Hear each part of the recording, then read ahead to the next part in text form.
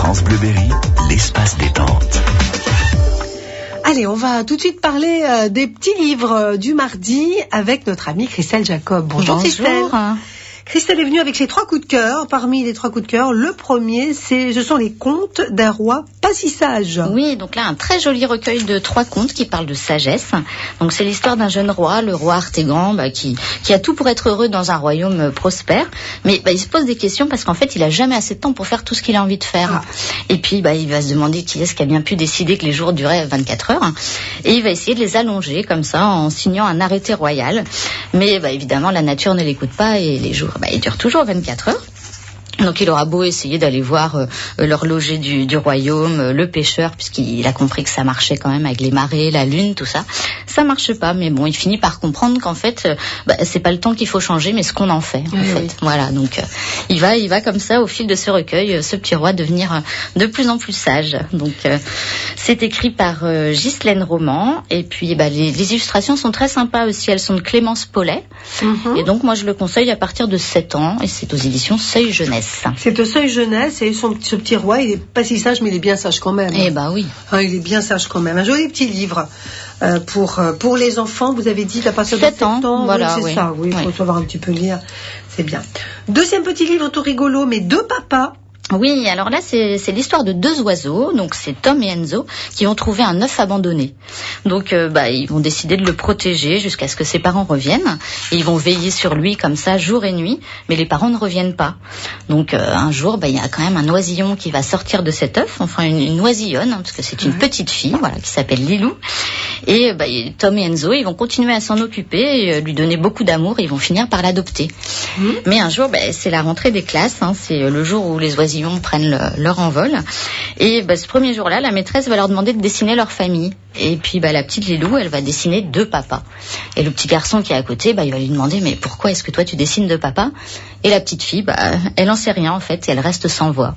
Voilà, parce qu'elle sait pas. C'est tout, c'est sa famille. C'est tout, c'est sa famille. Et c'est un très joli album qui aborde le thème de l'homoparentalité, comme ça. Et le soir, Enzo et Tom expliquent à Lilou, je lis, qu'ils l'aiment et qu'ils l'aiment très très fort, qu'elle est leur fille pour toujours, et que toutes les familles ne sont simplement pas pareilles. Et voilà, tout simplement. Donc on explique le texte de Juliette Parachini est vraiment plein de finesse, c'est tout doux, on sent beaucoup d'amour dans ces pages. Beaucoup de pudeur, beaucoup de pudeur, c'est tout à fait ça. Marjorie Béal a fait les jolis petits les illustrations, ça se marie très très bien, c'est très chouette. Moi j'ai beaucoup aimé, ça s'adresse aux petits on va dire entre 3 et 6 ans, pour leur expliquer les choses simplement.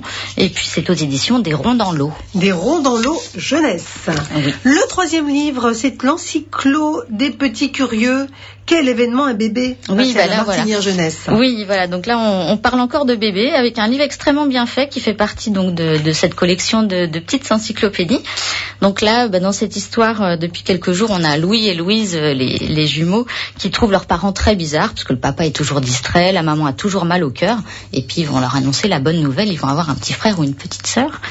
Et on va suivre comme ça avec la famille toutes les étapes de la grossesse, de la première échographie à l'arrivée du bébé dans la famille. Donc c'est vraiment très intéressant, on apprend plein de choses, comment se forme l'embryon, comment il se nourrit dans le ventre de la maman, parce que ça intrigue souvent les enfants, et comment bébé évolue mois après mois.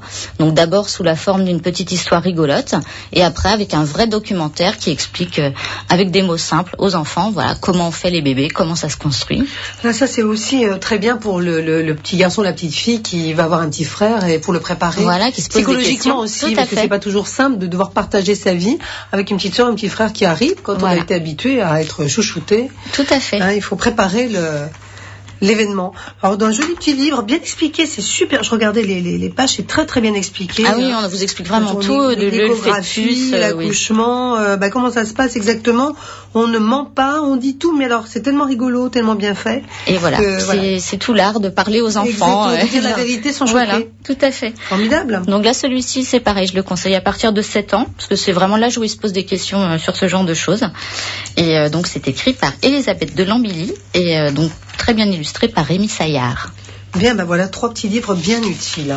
permet en tout cas de parler, de raconter, et je trouve que c'est très très utile. Je répète donc Conte d'un roi pas si sage, Mes deux papas et Quel événement un bébé. 3 livres pour vous qui nous écoutez. Si vous jouez avec nous tout de suite, eh bien vous allez pouvoir les gagner. Mais il faut rester là parce qu'il faut répondre à la super question très difficile. Vous savez, hein, c'est pas simple de gagner ces beaux livres. Une question, si vous avez écouté, vous allez savoir répondre. Dans les 3 livres, il y en a un qui s'intitule Comment Conte d'un roi pas si drôle, Conte d'un roi pas si courageux ou Conte d'un roi pas si sage. Je répète la question. Comment s'appelle le livre dont nous avons parlé à l'instant? Conte d'un roi pas si sage, pas si drôle ou pas si courageux? Une seule bonne réponse, bien sûr, pour gagner les 3 livres présentés par Christelle. Merci Christelle. À mardi. À mardi. Pour jouer, 02 54 27 36 36.